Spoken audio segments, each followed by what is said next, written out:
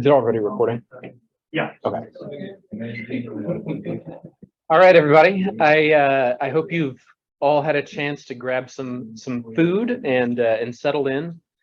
I want to welcome you all to this year's final event in the Wallerstein Memorial Lecture Series. This series was originally conceived as a way to foster the intellectual community within the sociology department, especially among graduate students. As scholars, our work spans the globe from Latin America to the Mediterranean and West Asia to the US imperial core. We've been struggling to understand the dimensions of power within global capitalism.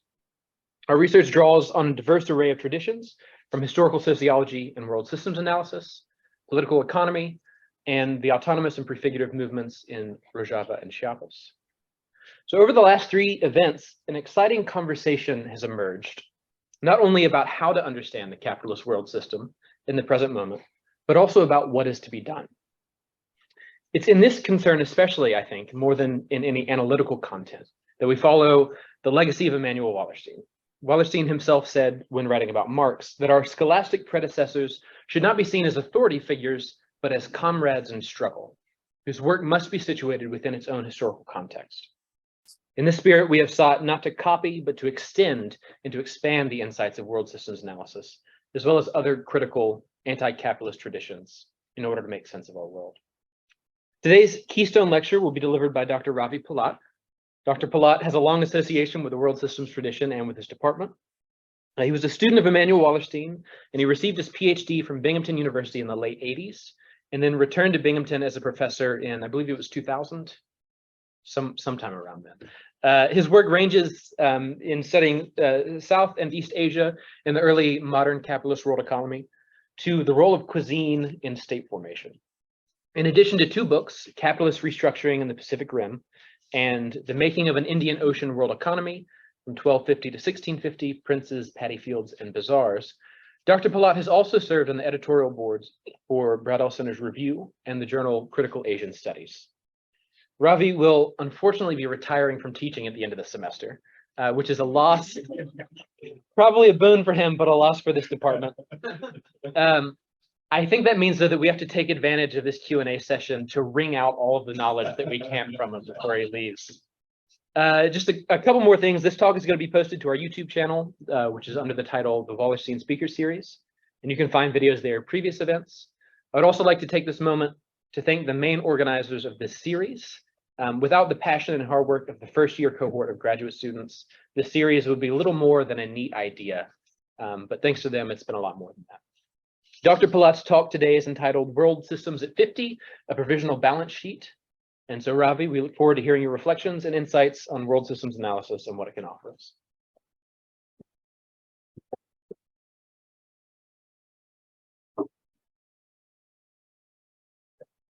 Thank you so much, Kenyon.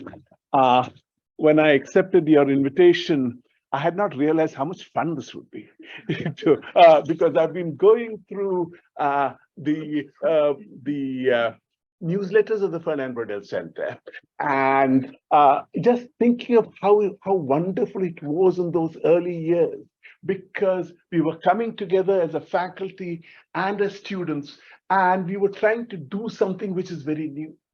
Of looking at the world as a unit of analysis. There was a real intellectual adventure in this. There was a real excitement that, in fact, the area studies program, area paper scheme was designed so that faculty can learn from graduate students, because if you're inventing a field, you have something to teach the faculty. So it was a shared intellectual adventure. And this was manifest in the fact that most of our graduate classes, except by Wallerstein, because he went to sleep early, most of our graduate classes were between 7 and 10 p.m. So after that, very often the debates continued at the campus pub or at Sharky's or at one of our houses, lubricated by a fair amount of alcohol. It's true, but it was very intense discussion. So it was a very interesting time to be at Binghamton. And I was just thinking of that, and also going over some slides, some photos. So what follows now is, it is also, there was also a lot of academics coming through here. The Binghamton Labor Group was a part of the binational, that is the US and USSR Commission on the Humanities and Social Sciences. So the Russians came here, the labor group went to Russia several times. So there was a lot of intellectual activity going on. The Fernand Braudel Center had a number of speakers coming in all the time. So the research working groups I'll talk about, all of this meant that there was a lot of intellectual activity going on. So what I want to talk about is, we've been talking about in Soc 100 about C. Wright Mills and the sociological imagination. So I'd like to do the sociological imagination. So what follows will be a part intellectual and institutional history, part political economy, and part, frankly, autobiographical. So let me start with, if this works. That was me in 1985 at the Fernand Braudel Center. And 20 years later, that was me back on the faculty. Giovanni Arrighi had got a wheelchair for his mother-in-law, and he was pushing me in that. So, okay.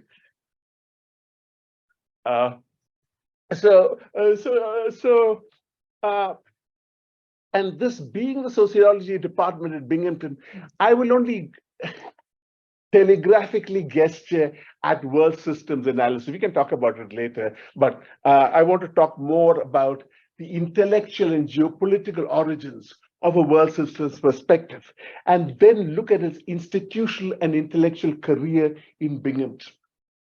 In a sense, the declining significance, the declining salience of a world systems perspective is due to the necessary obsolescence of success. Who in the 1970s were talking about world economy except folks here? Today, talk of the world economy is so commonplace that is unremarkable, right? And since intellectual challenges to existing perspectives arise from wider social movements, the decreasing salience of radical scholarship in the academy must also be traced to the rise of the neoliberal university, as well as to the rightward shift of many national liberation movements.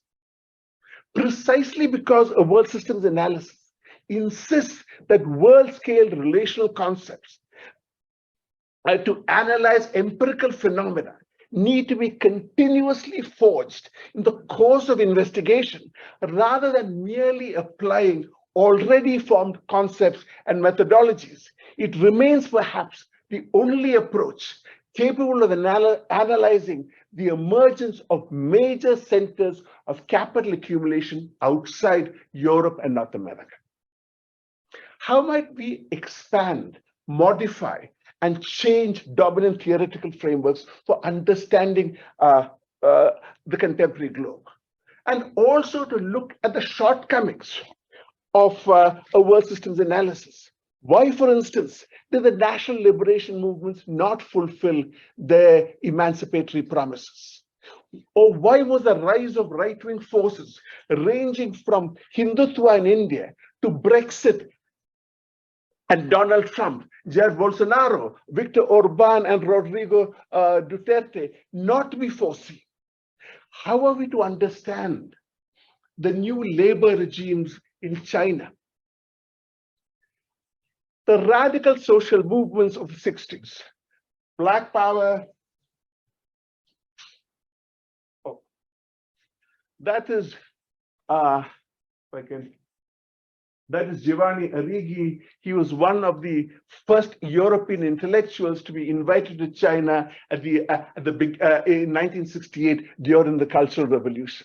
So Maoism, the Black Power movements, the national liberation and socialist movements, protests against the Vietnam War, the women's movement, the student protests, all fundamentally ruptured dominant narratives of capitalist modernity and changed the way we see the world today.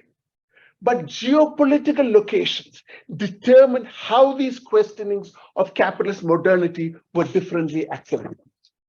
The European New Left revisited the post-war debate between Maurice Daub and Paul Sweezy on the origins of capitalism in the 1970s, in what was known as the transition from feudalism to capitalism in Europe. And it was followed by another, the Brenner debate, on agrarian class struggles and the emergence of capitalism. These intra-European debates remained trapped within the straitjacket of nation states, with very little reference to the extra-European world. Even in E.P. Thompson's magisterial account of the formation of the first English proletariat, industrial proletariat, there is no reference at all to the decimation of the textile industry in India on which it is predicated. Indeed, the mode of production debate in India, which happened around the same time, absurdly took the English experience of working class formation as the ideal typical case and searched for its analogues in the very place upon whose ruins that formation depended. Okay. More generally, the anchoring of historical change within national frameworks dominated studies on Asia. And perhaps when I was doing an MA at the JNU in the 1970s, it was a transition debate. It was a mode of production debate, the Indian feudalism debate. These were the ones which were dominating discussions. So it dominated Asia perhaps because it stemmed from an Orientalist attention to civilization, Brahmanic Hinduism, Confucianism, Buddhism, Islam, etc. The much larger scalar magnitudes of populations in the continent than elsewhere meant that European-style universities, even when European-style universities were established, there was very little circulation of scholars between the colonies, even within the same colonial empires. Education in the languages of Europe remained confined to a tiny colonized elite and set apart largely from the native population. Most of these scholars, while comfortable in a language of Europe, rarely knew another Asian language. And in the absence of a complex grid of scholarly exchanges, translations, commentaries, conferences, collaborative research, look to European debates on large-scale social change rather than attempt to chart out distinctive patterns of historical evolution within the continent. Additionally, as European presence in the Asian colonies was a thin layer overlaid on top of a thick strata of local elites and collaborators, the civilizational encounter with Europe never had the same primacy it had in the Caribbean or in the settler colonies of the Americas. Aijaz Ahmed talked about the Urdu novels of the last 200 years. He said they were multifaceted critiques of our class structures, our familial ideologies, our management of bodies and sexualities, our idealisms, our silences. And while interactions with Europeans were woven into them, they never had the salience they had in English novels like Paul Scott's Jewel in the Crown or E.M. Foster's A Passage to Europe. With the exception of a short story, he said, Urdu novels were mainly concerned with, and I quote, the barbarity of feudal landowners, rapes and murders in the houses of religious mystics, the stranglehold of money lenders over the lives of peasants and the lower petty bourgeoisie, the social and sexual frustrations of schoolgirls. Thus, though Dadabhai Nauroji was perhaps the first non-European to talk of the colonial drain of wealth, it was Raul Prebisch and his colleagues in the United Nations Economic Commission for Latin America, ECLA, who first conceptualized core and periphery. scholars of Latin America and Africa were able to break out of the straitjacket of nation states and seek to recuperate Marx's insight that capitalism was born on a global stage, because closer contact between colonies and the shared languages of scholarship facilitated cross-colonial, cross-national comparisons.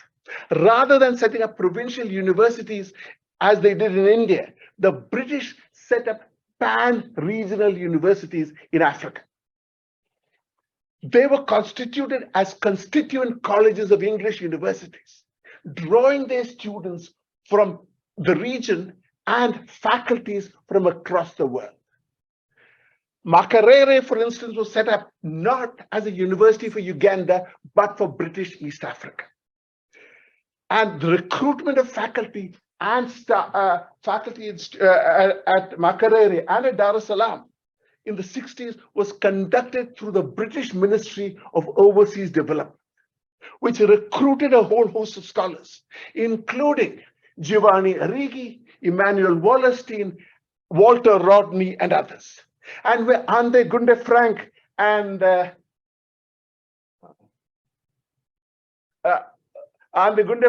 Samir Amin lectured. This is the gang of four, as we call them. Amin, Wallerstein, Arrighi, Gunde Frank.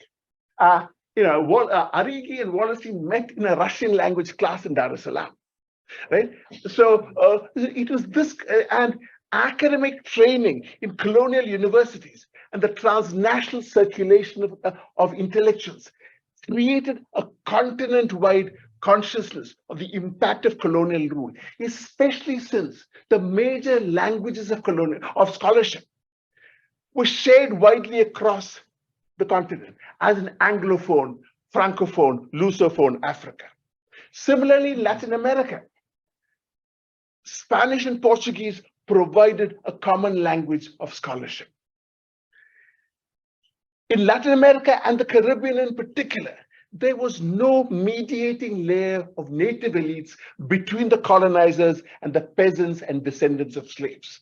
And thus the colonial relationship took on a fierce agency that is blunted in Asia. From these interactions, a whole series of books emerged which challenged the capitalist dominant narratives of capitalist modernity. Frank's Capitalism and Underdevelopment in Latin America in 1967. Rodney's How Europe Underdeveloped Africa in 1972. Amin's Accumulation on a World Scale in 1974. Wallerstein's The Volume 1 of the Modern World System, also in 1974. Unlike the debate in Europe about the transition from feudalism to capitalism, the corpus this corpus situated the emergence of capitalism on a global scale. To take a contemporary analogy, it is like the debates today in the United States of whether the history of the country began in 1619 with the first shipment of African slaves to Virginia, or in 1776. The dependency theorists, though, could not recuperate Marx's insight wholly or in full measure, because they posited the metropolitan and the peripheral societies as separate entities linked through the world market. And for them, it followed as the night to the day that if this link with world market was broken, delinking, as they said it, peripheral states could achieve autonomous development.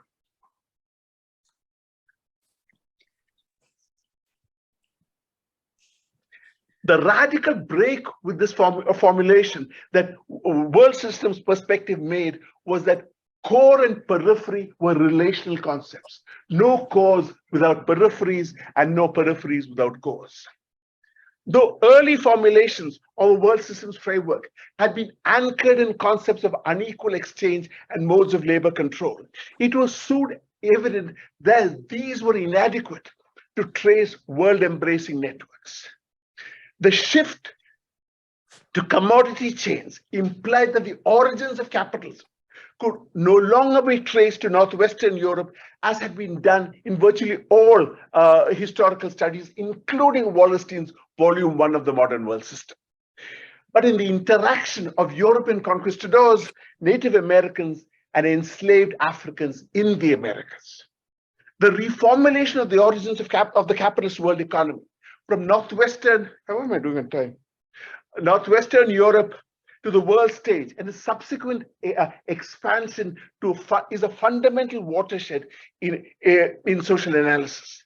No longer is capitalism seen as having originated specifically in Europe, nor were there transitions to capitalism in individual countries. By tracing the origins of capitalism to the long 16th century, the English Industrial Revolution is seen as just one of several processes in which there was a marked increase in the mechanization of production. Similarly, if capitalism had existed for several centuries prior to the French Revolution, then the upheavals in France could not have been seen as a bourgeois revolution, but as a last attempt to challenge England for hegemony and as a failed anti-capitalist revolution. The 18th and 19th centuries are seen then not as the beginnings of capitalism or modernity, but as a spread of certain meta-strategic values through the system, what Wallerstein calls its geoculture. This implies that the creation of liberal states in the core, the transformation of citizenship from being an inclusive category to an exclusive one, the excluding women, the working class, the poor, and ethnic and racial minorities, and the emergence of historical social sciences as reflections of this liberal ideology and modes of enabling the dominant groups to control the dominated strata. Challenges to the centralist liberal ideology, finally it is claimed, emerged in the world revolution of 1968, when the excluded strata fundamentally questioned the governing liberal ideology. 5 years after Harper College became a campus of the State University of New York system in 1965, a decision was made to make it the system's liberal arts flagship. And this led to the hiring in 1970 of Professors Terence Hopkins, James Geschwender, Phil Kraft, and Bob Rhodes to start a doctoral program in sociology. The timing was wonderfully fortuitous because it coincided with the self-destruction of the graduate program in sociology at the New School of Social Research. So a lot of those politically conscious graduate students came to Binghamton and helped set the tone. A few years later, the then provost, a historian named Norman Cantor, was watching Monday Night Football with Wallerstein. And he said, hey, what will it take to get your friend Wallerstein to come here? So Hopkins said, well, what should he ask for? And Cantor named a few things. Hopkins said he stopped drinking at that point, so that he will remember what will go on. And then he called Wallerstein. And Wallerstein accepted these terms, but also asked to be named a distinguished professor because of his political cachet within the university system. So he arrived in 1975 with two assistant professors, Cedric Robinson and Dale Tomich, and established the Fernand Braudel Center for the Study of Economies, Historical Systems, and Civilizations. So there's some students working there. As I was mentioning to you, in those days, we did not have phone cameras, so things were not as documented as today.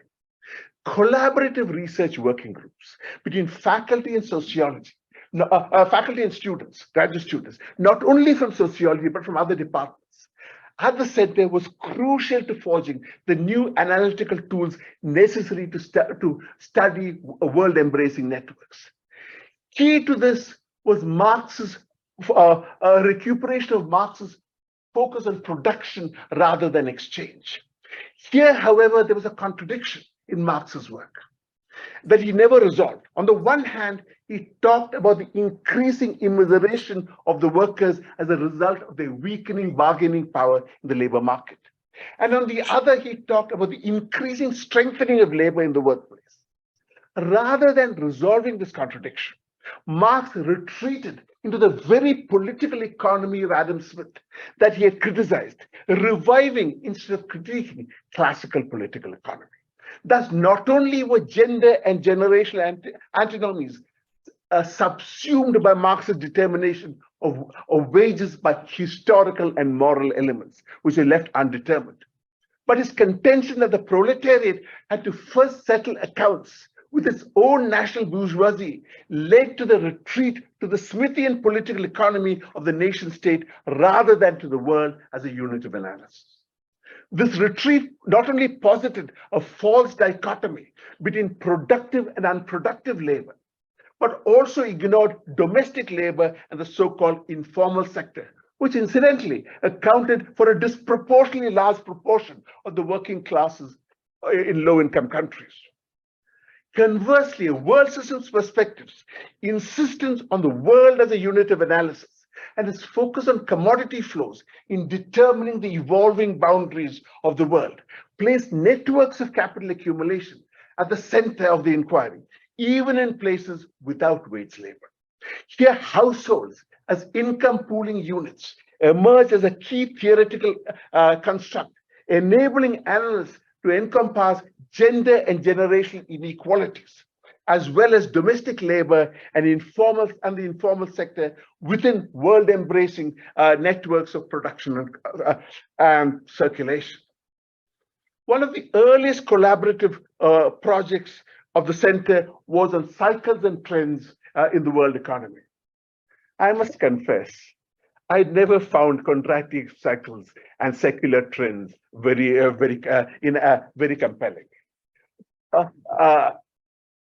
Far more persuasive was the formulation devised by Arrighi, drawing on Antonio Gramsci, Joseph Schumpeter, and Fernand Braudel.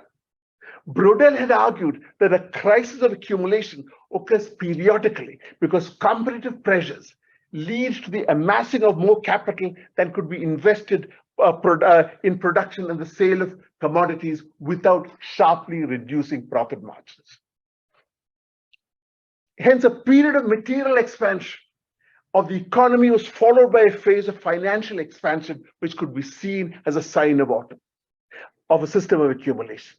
Taking his cue from this observation, Arrighi demonstrated that the recurrent tendency of capital to redistribute income from wealth from workers, peasants, and other strata to agencies that control mobile capital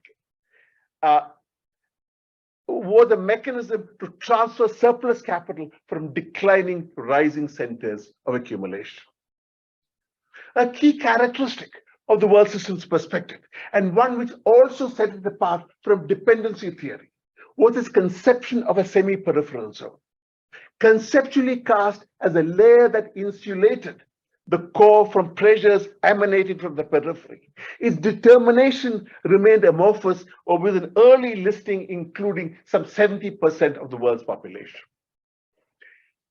The semi-peripheral research working group directed by Arrighi used GNP per capita of each territorial jurisdiction as a percentage of the GNP per capita of the organic core to show that between 1938 and 1988, there was indeed a trimodal distribution of income. Okay, before you get a bit too bored, let me show you a few other things. One of the things, the Braudel Center was also a place where we had fun. One of the things we had was an indoor soccer match between what is called the British Empire versus the other empires. There is Arrighi instructing Americans on what soccer is. Here is Wallerstein. Bill Martin is here. Professor Garuka is there.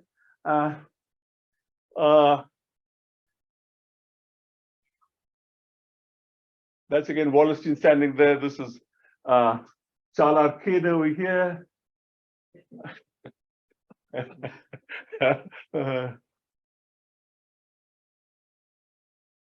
There's Mark Selden. Empire, of course. I was playing for the British Empire. And here is the thing of Giovanni Arrighi and Binghamton at the New Year's celebration. And that's Beverly Silver's graduation. Okay, back to work. Labor was another focus of the research at the Fernand Braudel Center. The research working group on world labor sought to chart labor movements from the 1870s to the 1980s. And since there was no standardized way in which labor movements were measured across the world for this period, and in many cases, governments preferred not to record such movements, the group devised elaborate procedures to create data from the indexes of the Times, London, and the New York Times, which were then supplemented by several key case studies. There were also regionally focused research working groups at the Fernand Braudel Center on the Ottoman Empire, on the Mediterranean and Southern Europe, on Southern Africa, on South Asia. My own work developed within this context. In one of my very early meetings with Terence Hopkins as a graduate student, he said something to the effect that everyone talks about gold and silver from the Americas going to Asia, but where did it go? In attempting to answer this question, I was to construct the dynamics of an Indian Ocean world economy based on the peculiarities of wet rice cultivation. This refuted several propositions that had been made by Wallerstein. For him, an interstate system was a peculiar characteristic of the capitalist world economy. But I was able to excavate evidence of the existence of the operation of such an interstate system in the Indian Ocean. Wallerstein had argued that bullion from the Americas were used, and I quote him, to decorate the temples, palaces, and clothing of the Asian aristocratic class. But I was able to show that in a continent starved of coinable metals, gold and silver from the Americas was vital for the expansion of intra-Asian trade networks, and that the botanical bounties from the Americas was vital for a 300% increase in Chinese population from 1600 to 1800, because these crops could grow in areas where traditional Chinese crops couldn't grow. This challenged Wallerstein's contention that relations between world systems is merely an exchange of preciosities, luxuries, irrelevant for the reproduction of relational dependencies within each world system. It also opens up the question of the differential impact of the European conquest of the Americas on early modern Asia, an issue that has yet to be researched. The work of the Fernand Braudel Center was sustained and supported by the graduate program in sociology and its international character.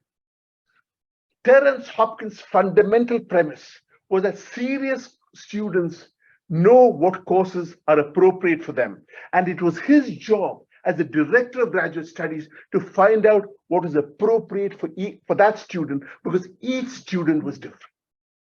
So he spent a lot of time talking to each student during their graduate career. There were no required courses in sociology per se, though some were strongly suggested.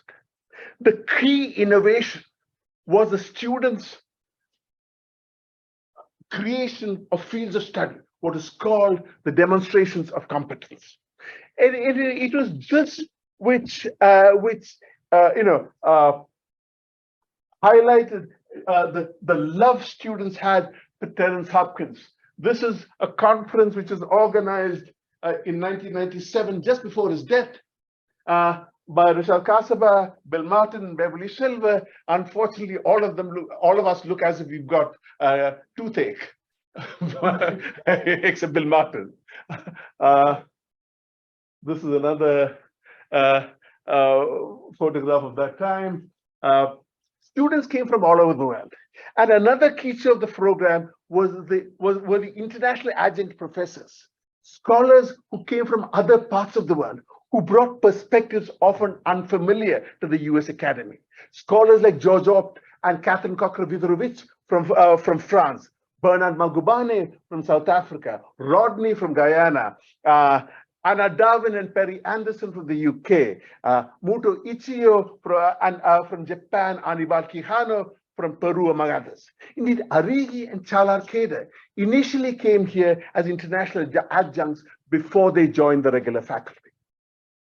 Deaths, retirements of faculty, as well as the perpetual worldwide tendency for radical groups to splinter through schisms, eventually led to decline of collaborative work in the department, and even to a substantive split in the department in the 1990s.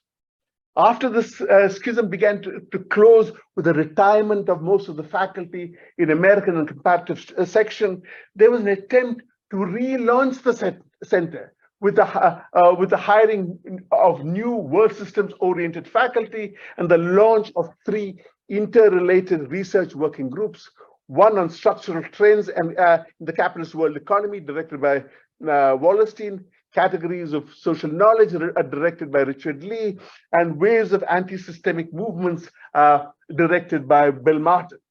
Unlike the research groups, working groups of the 1980s, when Wallerstein, Hopkins, and Arrighi worked closely together, and those of us who were their students also worked with each other, there was very little collaborative work between Lee, Martin, and Wallerstein. The center then moves from the administration building, from the engineering building to academic A in 1997. And generally the university administration was supportive of the department till the end of President Louis Defleur's term in 2009 or thereabouts. In 2001, for instance, when we advertised for a full scholarship, professorship with a focus on Asia, they allowed us to hire all 3 candidates we brought here for on-campus interviews. They allowed us to hire at least 2 other full professors without going through the normal application process. So, hey, these are good guys, we want to hire them, okay, hire them.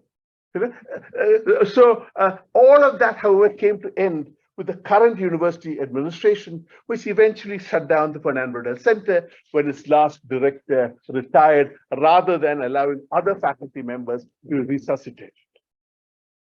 Just as the radical energies of the social movements of the 1960s were being institutionalized in new programs in universities, in women's and gender studies, Black and ethnic studies, dependency in world systems, the economic crisis brought about by the collapse of the Bretton Woods system and the oil price hikes began to undermine university funding.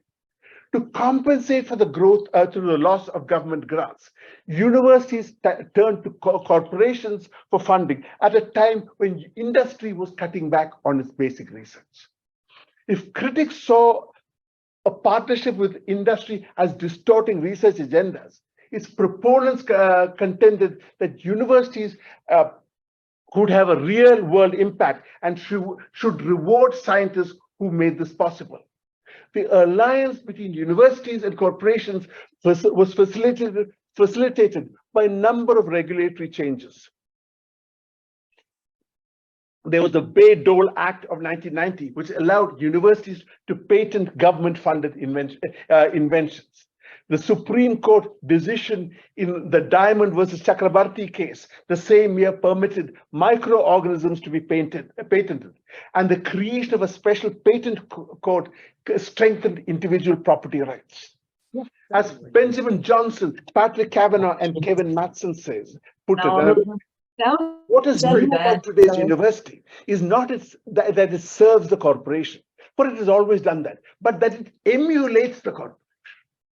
Right? Within the sphere of education, what this means was to treat education as creating human capital rather than forming citizens who are trained in understanding the broader problems of power and social responsibility that had undergirded the liberal arts curriculum in the academy. The extension of liberal arts education after the Second World War had been, as Wendy Brown put it, nothing short of a radical democratic event, one in which potentially all eligible for the life of which made all become potentially eligible for the life of freedom long reserved for the few. It's precisely this that was undermined by the neoliberal term. This recasting of the university was made possible, David Graeber argued, because the economic constraints impinged just as they excluded. The women, ethnic minorities had begun to establish themselves. Let me quote David Graeber here. These were the identities celebrated in the campus identity politics of the 80s and 90s, an inclusiveness that notably did not extend, say, to Baptists or rednecks. Unsurprisingly, many focused their rage not on university or government administrations, but on minorities, queers, and feminists. Liberal education came under attack from all sides now. I quote Wendy Brown. Cultural values spurn it. Capital is not interested in it. Debt-burdened families anxious about the future do not demand it. Neoliberal rationality does not index it. And of course, states no longer invest in it. According to popular wisdom, the liberal arts are passé. The protected ivory tower is an expensive and outmoded relic. And the more the university remakes itself through and for the market, the better off everyone, except overpaid, underworked, tenured faculty will be. Skills for the 21st century jobs provided by an instructional staff itself organized by market metrics ought to replace the patently anachronistic trappings and concepts of university life and content. That became the governing philosophy.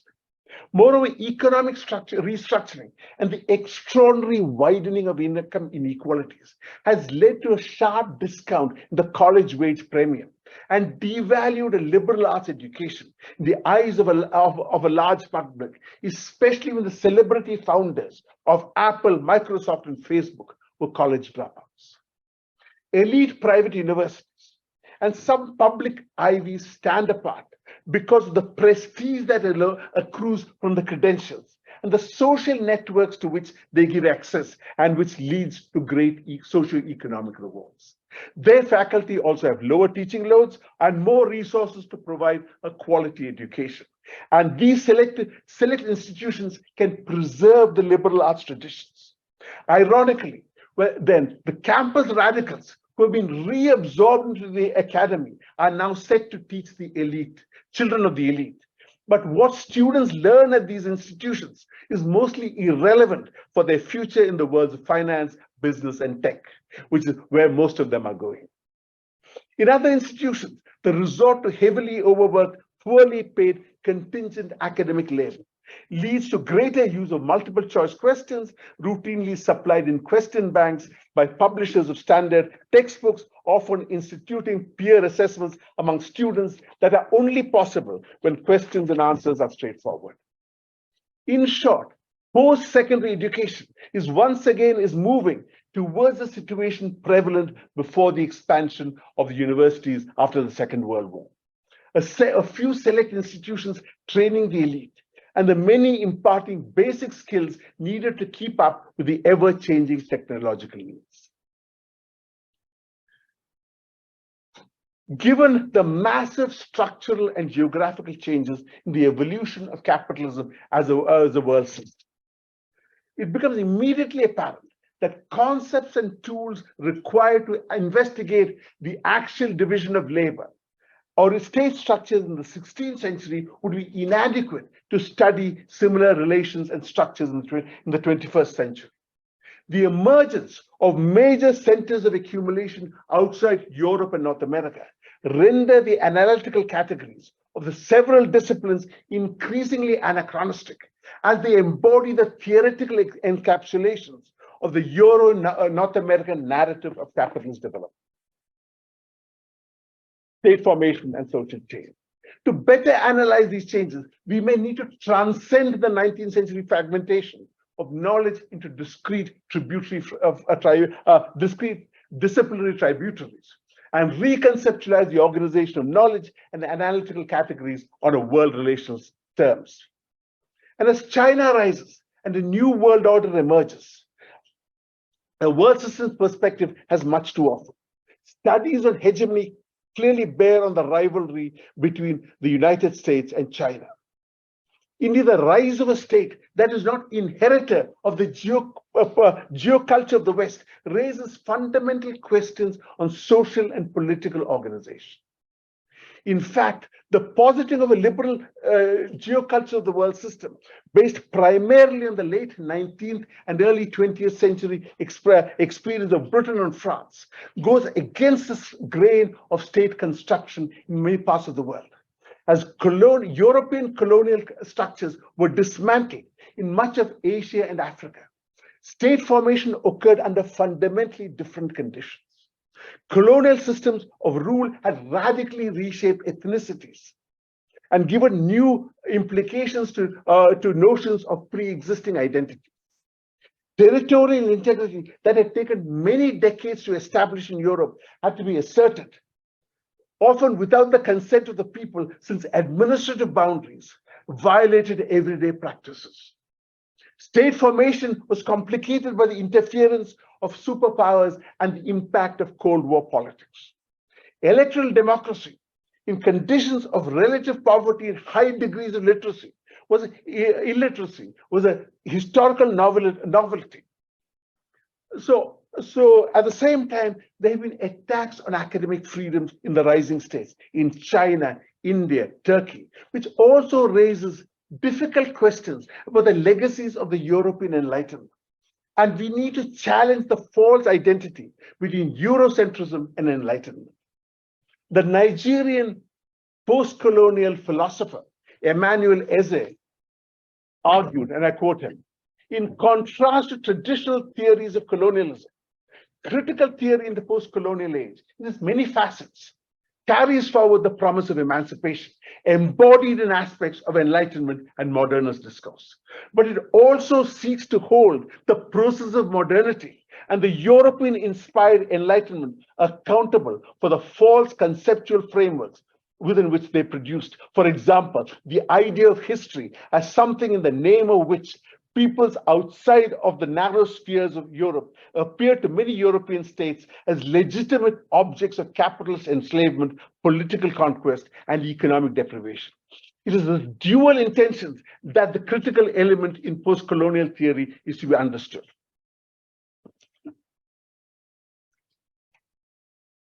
Autocracies everywhere are against the values of Enlightenment, not because Enlightenment is merely an encapsulation of Eurocentrism, but it was an emancipatory movement initially launched against the church, but potentially against all forms of despotism.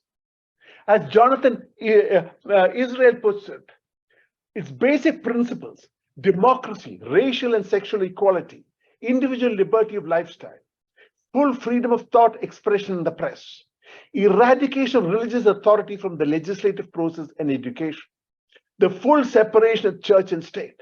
Its universalism lies in its claim that all people have the right to pursue happiness in their own way and think and say whatever they see fit. And no one, including those who convince others they're divinely chosen to be their master, rulers, or spiritual guides, is justified in denying or hindering others the enjoyment of rights that pertain to all men and women equally. These ideas adopted by individuals in the non-Western world to challenge arbitrary rule and stifling traditions are opposed by elites, and in some cases, the population is large as foreign ideas, because they subvert existing values and structures of power. The emergence of China as a workshop of the world also interrogates concepts like Fordism. The possibility of selling products on a wider world market meant that paying workers higher wages to transform them into consumers of the commodities they make was superseded in forms that have been called the dormitory labor regime. Can this be seen as extending the internalization of costs? Arrighi talked about the internalization of production costs under Dutch hegemony, of protection costs under the Dutch hegemony, of production costs under the British hegemony, of transaction costs under American hegemony, and now of reproduction costs. How would this determine new moves of struggle and of labor movements? the rise of large populous countries like India, Indonesia, and Brazil, especially after the financial crisis of 2007-8, has meant that growth has been good for the global poor and the global middle class, but bad for the middle classes in the high income states of Western Europe and the United States. It is in fact the first time since the incorporation of China and India into the capitalist world economy that the working classes of Euro North America are experiencing a relative decline in their incomes. Though inequalities in income and wealth have widened dramatically in each and every state, the economic growth of these countries with large populations have decreased global inequality for the first time since the mid-19th century. How does this relate to the growth of populist movements like the Tea Party in the United States, Brexit in the United Kingdom, the Alternative for Deutschland in Germany, the National Front in France? Indeed, how does this growth of large populous countries impact on the trimodal distribution of income? Was the semi-periphery a transitional feature of the world system? If semi-peripheral states had been a key stabilizing element in the system, would their decreasing salience entail a very chaotic and distinct reordering of the world economy? In any event, an exploration of the rise of China from a world systems perspective will be far more intellectually fruitful than the dominant Thucydides trap, which sees great power rivalry as a transhistorical game of musical chairs. And I want to end with a few words from Terry Hopkins. How do I make this play? If there's audio, I'm not sure.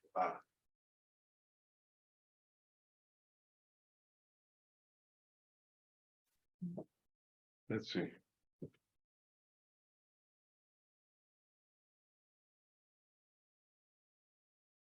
It's playing, okay. Yeah, I'm not sure about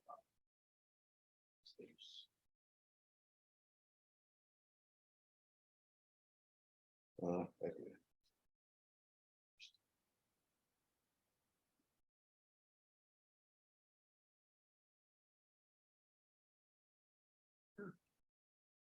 Not sure. I don't know how this one works. But this is what I want you to see. Okay. Let's see if this works. I can hear something. You said you wanted to put the quote, or Is this going up or down? that's up? It's at max right now. It's at max. Oh, okay, okay. You can't hear us. Okay. Okay, I'm done.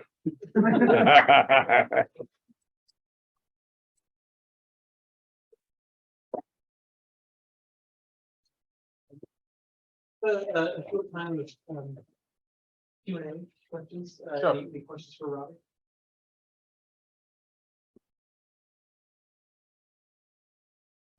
Yeah. The department's history, I've been aware of a lot of things.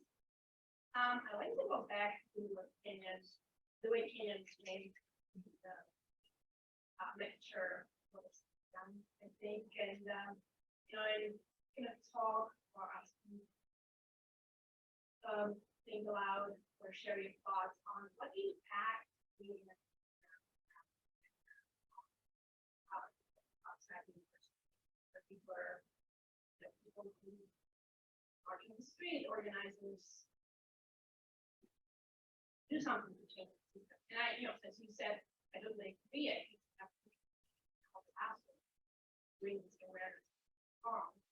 I also think, I feel like there's a gap between academia and the radicals outside, who act for social change. And I know it's been become a bigger thing of the recent decades of fight has become that way.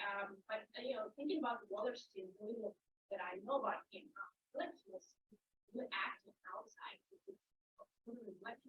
I know that he goes to encounters, organizing resistance, write petitions, act as part of the civil society. critical time where he wanted forward to approach on some. Yes, I feel like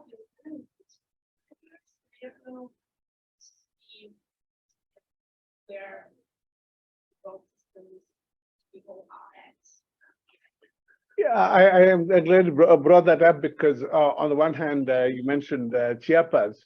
In fact, when Wallerstein went to Chiapas, I was chair of the department and we made an offer to Sub-Commander Marcos, and he was willing to come because the damn university administration killed it. They wouldn't let. So yeah, and he did go to World Social Forum. Arrighi was involved in the Autonomista movement, etc.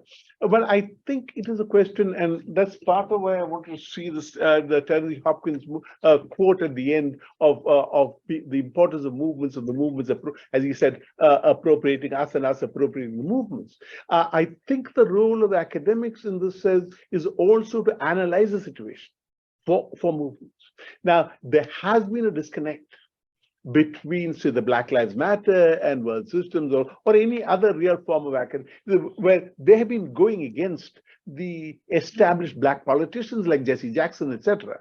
But there hasn't been and in many cases, some of the leaders of Black Lives Matter are now living in $1 million mansions. So it has been at this juncture, as he said, there must be some way to connect. Yeah, I don't have an easy answer.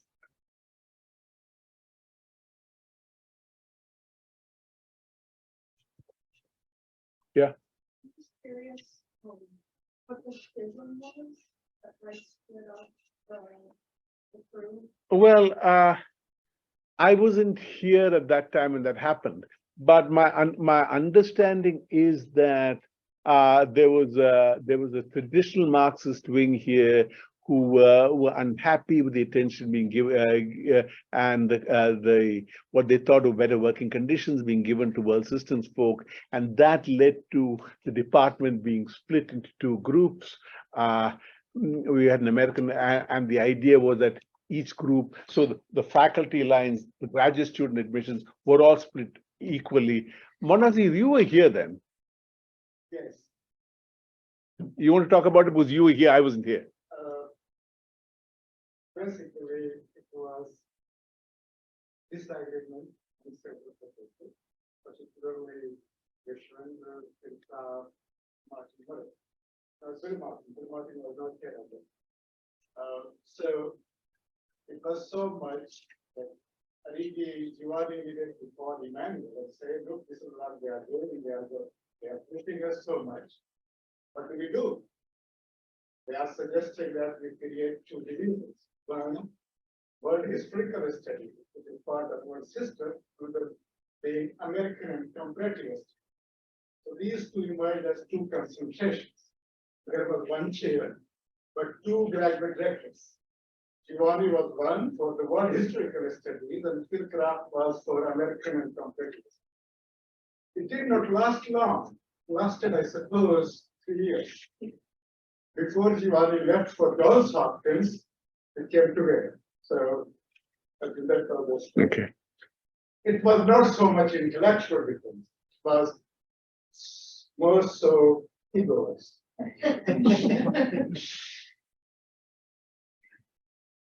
have a question about how world systems analysis deals with anti-systemic movements and sort of non-governmental movements. So, and there's I think it's in like his world systems analysis and introduction, Wallerstein talks about anti-systemic movements sometimes playing sort of a bolstering role for the system and providing like a relief outlet.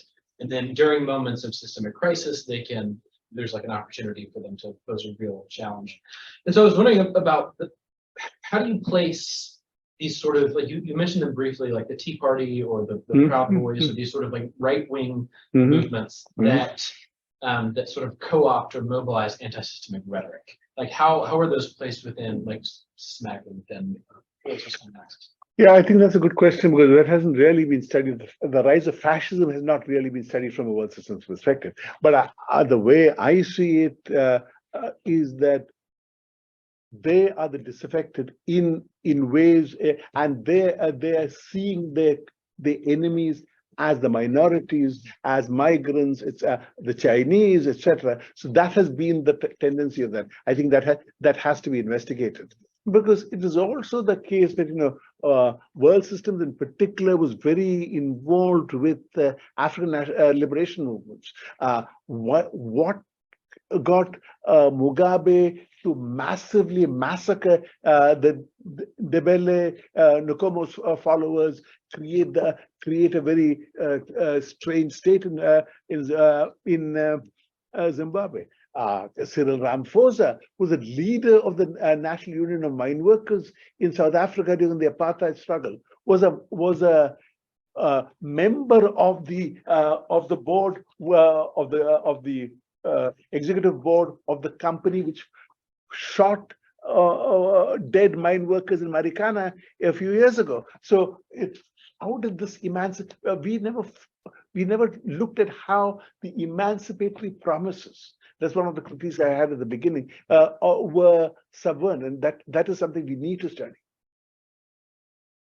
Oh. Yeah. Oh, sorry, Japan. you touched on this at the end, but obviously theories of transition are a substantial part of world systems analysis. And there were not different ones, but sort of examining different aspects of ones, like these hegemonic transitions between the US and Asia, Wallerstein's collapse of liberalism that happened in 1991. Do you think that the nature of the current transition seems almost like just deepening systemic chaos rather than anything having become clearer since those classic texts were written?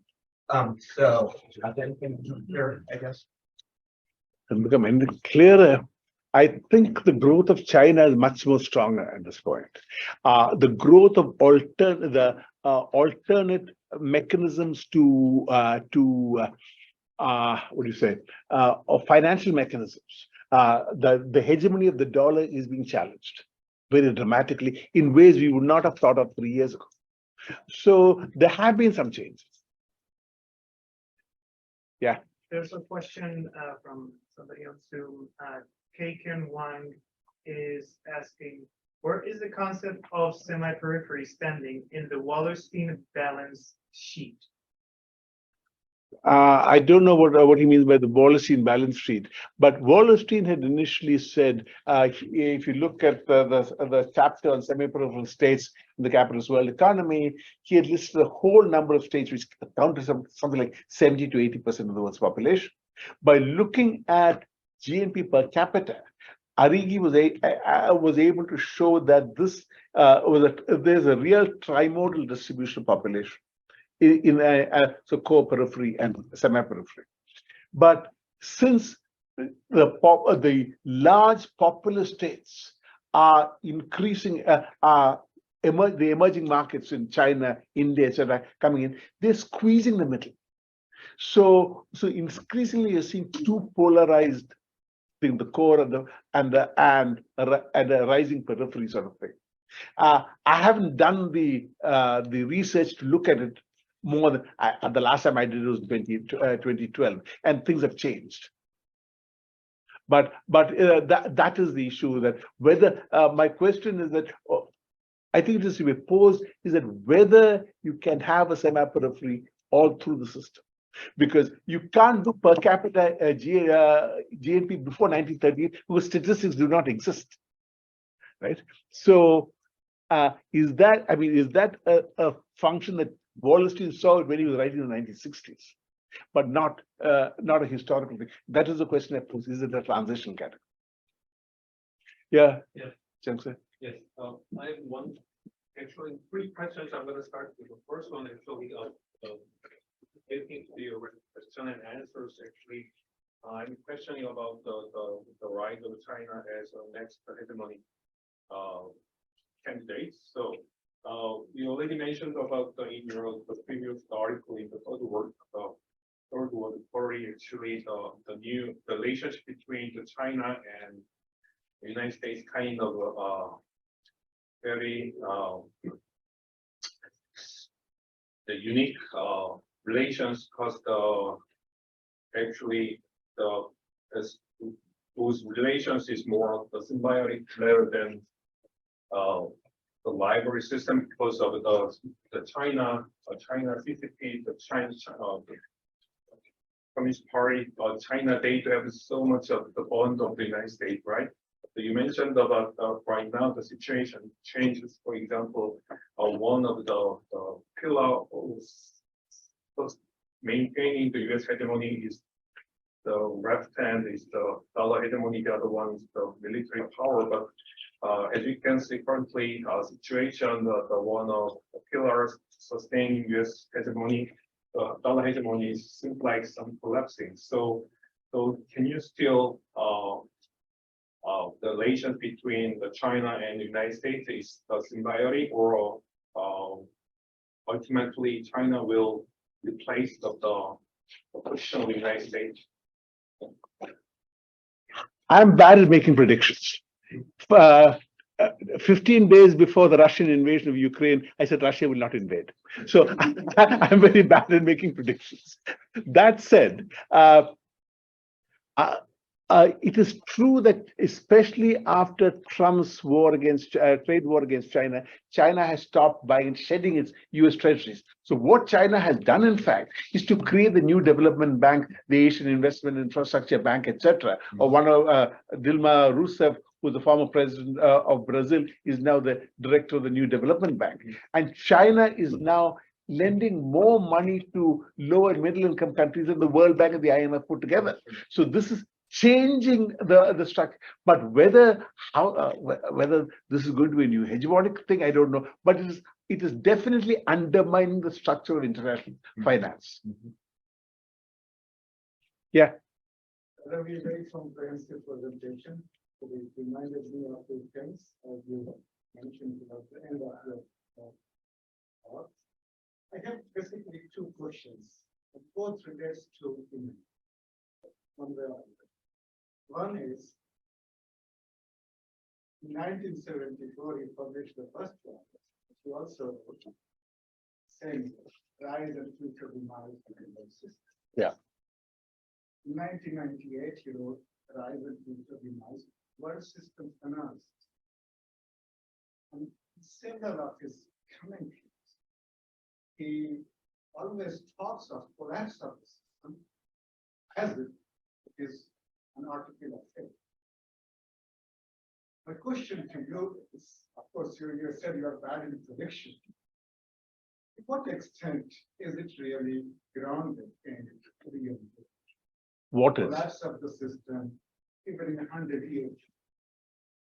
So that is one question.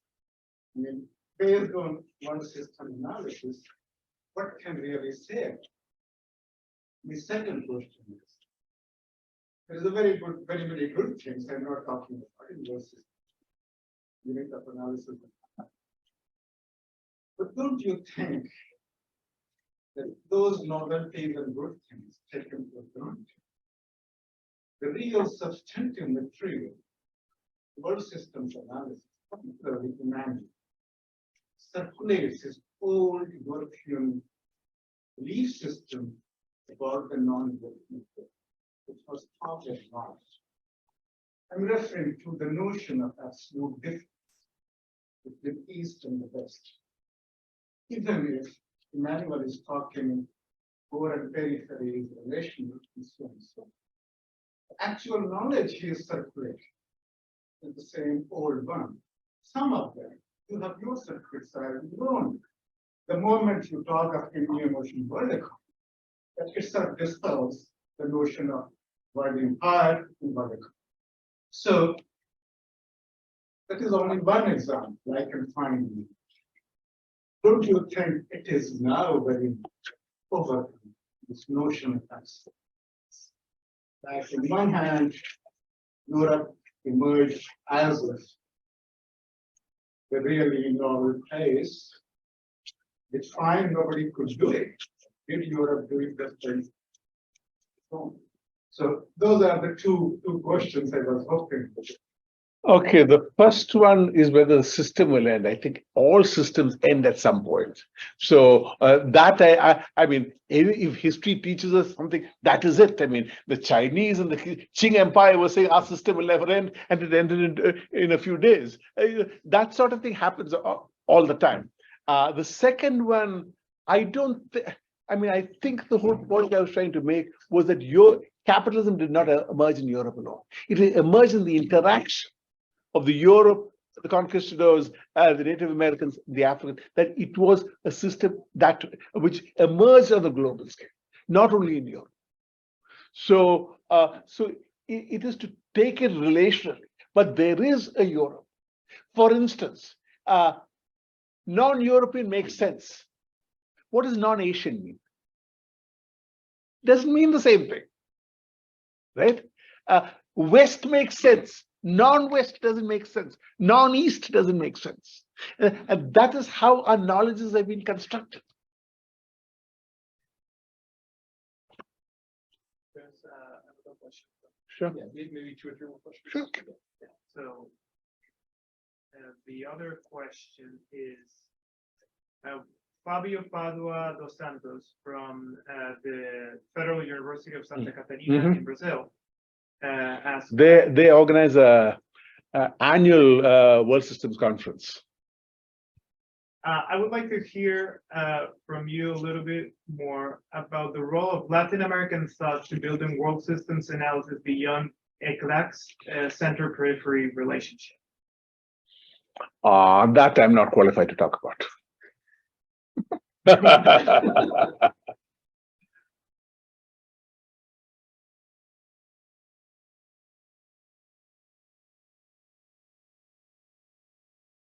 Yeah.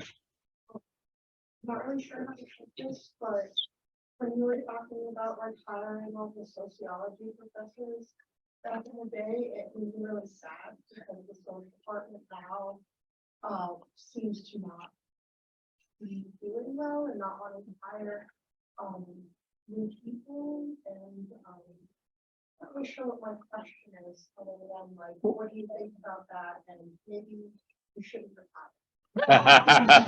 That's too late now. But it's not the social department doesn't want to hire people. It's not the fact the university is not allowing them to. But remember that when the graduate program in world systems and sociology in London was created, that was created by the university, and that meant many people who were many faculty who were in the department were very upset about it. They did not want to move in that direction, right? And eventually they left and they went to Broome Community College and elsewhere. So there was a forced construction of the graduate program. Right? Yeah, finally. Thank you for your presentation. I wonder how the world systems approach effective to the academia and the real world, and that is one question. And another thing is, what do you think the weakness of world system approach is, and what do you think should be achieved to celebrate next world system at 100? I'm tempted to say let 100 world systems bloom, but I thought I addressed both in some sense. I think the question about the anti-systemic movements, how it should it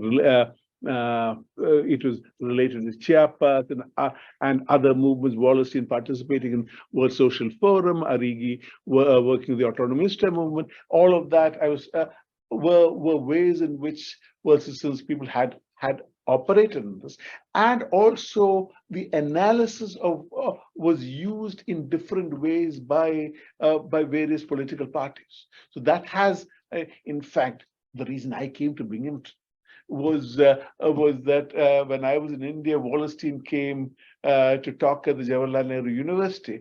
And I referred to briefly the mode of production debate. Now, the mode of production debate in India was on agrarian relations, wondering whether the relationships of feudal, capitalist, or colonial. Okay, and the Communist Party of India, Marxist, had argued that it is feudal. The task of a social revolution was to first create a bourgeois revolution and then go to the social revolution. So many of us on the left were arguing that's crazy.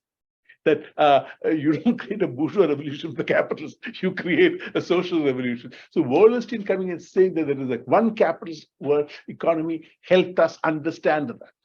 That is one of the reasons I came here. So now, what is the other question you had on the limitations? I have mentioned a few things. I mean, we talk about labor going and where capital goes, labor goes, and there'll be struggle. You don't see that in China. It's been 40 years since. So how do we analyze the new dormitory labor regime in China? How do we account for the fact that national liberation movements like the ANC have collapsed? We haven't, as Kenyan's question, how do we analyze the right-wing movements? We haven't done that. Those are things we need to do.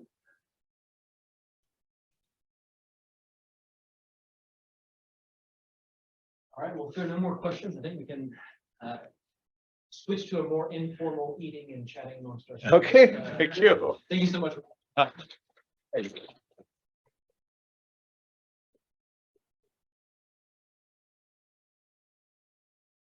I have a written paper which I can give to you and you can send it certainly. Yeah, you can absolutely. Yeah.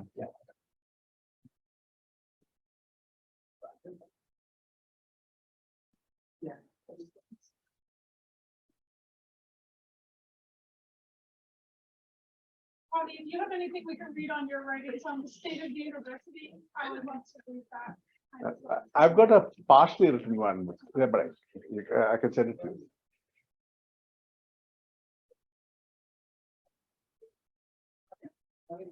When do you read?